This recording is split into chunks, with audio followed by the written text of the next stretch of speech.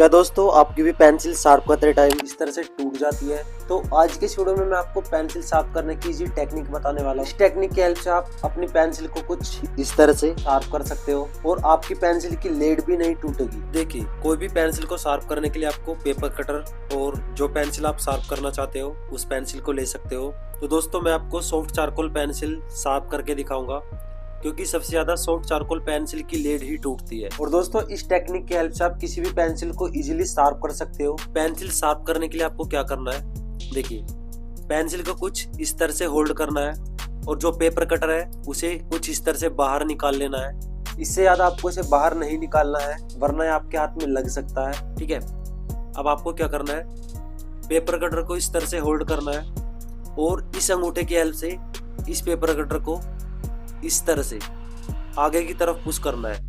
यहाँ पर आपको अंगूठा नहीं रखना है, यहाँ पर रखना है। ठीक है, और इस तरह से आगे की तरफ पुश करना है।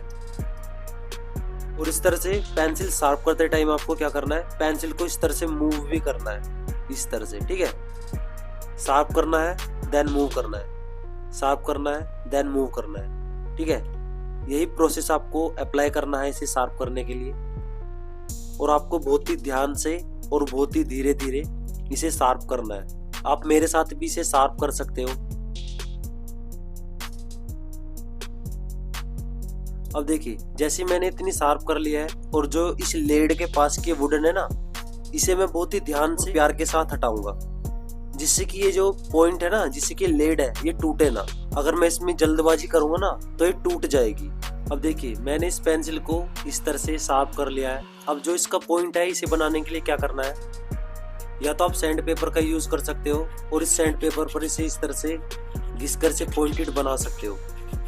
बट दोस्तों हो सकता है इस सैंड पेपर पर घिसते टाइम से ये टूट जाए, ये टूट भी सकती है। ठीक है, ये लेकिन ये सेफ तरीका भी है दोस्तों। और दूसरा तरीका ये है कि आपको पेपर कटर लेना है और इसे अंदर की तरफ इस तरह से कर लेना है और पेंसिल कुछ इस तरह से होल्ड करनी है। देन इसके बाद जो इसकी चारकोल है, इसे धीरे धीरे इस तरह से घिसना है आपको। और घिसते टाइम भी मैं क्या कर रहा हूँ, इस पेंसिल को इस तरह से मूव कर रहा हूँ, जिससे कि चारों तरफ से इसका इक्वल पॉइंट बने।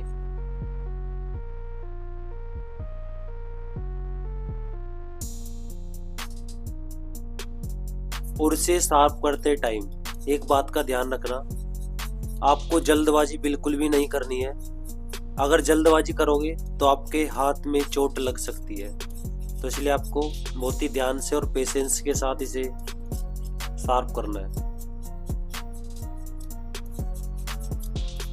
देखिए, इस तरह से शार्प करने के बाद अब आपको क्या करना है, जो इसका पॉइंट है, इसे अच्छे से शार्प करने के लिए इस उंगली के ऊपर इस तरह से इस पेंसिल के लेड को रखना है, बट इस तरह से थोड़ी सी बाहर रखनी है और बहुत ही प्यार के साथ ऊपर के पॉइंट को इसे इस तरह से शार्प करना है।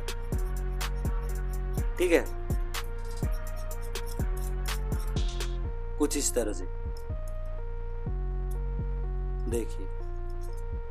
तो दोस्तों आप भी कुछ इसी तरह से अपनी पेंसिल को या फिर चारकोल पेंसिल को इजीली शार्प कर सकते हो। अगर आप इस शार्पनर की हेल्प से इन्हें शार्प करोगे तो काफी ज्यादा आपका नुकसान हो जाएगा, बट दोस्तों पेपर कटर की हेल्प से अगर शार्प करोगे तो इजीली शार्प हो जाएगा और आपका नुकसान भी नहीं होगा।